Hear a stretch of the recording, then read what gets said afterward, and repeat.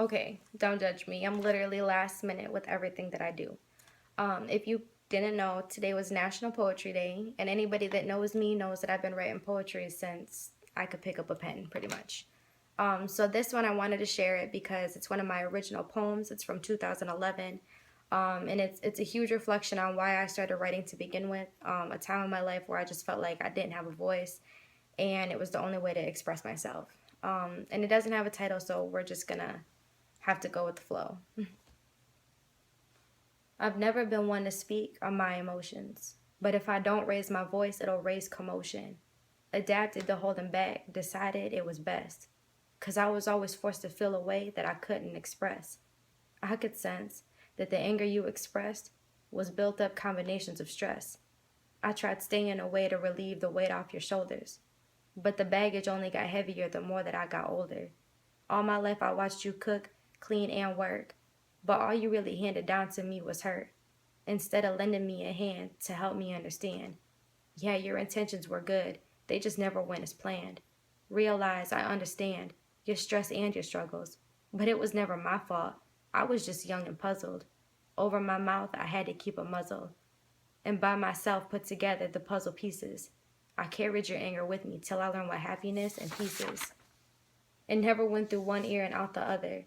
When you'd explain to me about how your mother let another get in the way. But I'm what's in your life now, and I'm here to stay. I know where you're coming from when you emphasize your past. But if you desire to move higher, you'll have to set fire what is trash. 'Cause all that expression of hate, it'll leave the same effect on me. All the wrong they wrung on you, you tend to direct on me. 'Cause complaints, they're clear, but praise I hardly hear. If I could get you to listen, if only you were here. Hear the way that I need. You're so full of doubt, which is why I must succeed. If you stood where I stand, maybe then you could understand why and how I'm so misunderstood. I'm never allowed to let out all that I take in. So the way I go about has always been mistaken. You lay your problems out on the table, but mine you never notice. Your anger makes me lose my focus, and I know that you know this. I know that yours may be harder, but I too have troubles. Dealing with everything around me and knowing yours just doubles. I'd like to know and why too, so I can learn from your mistakes, or at least try to.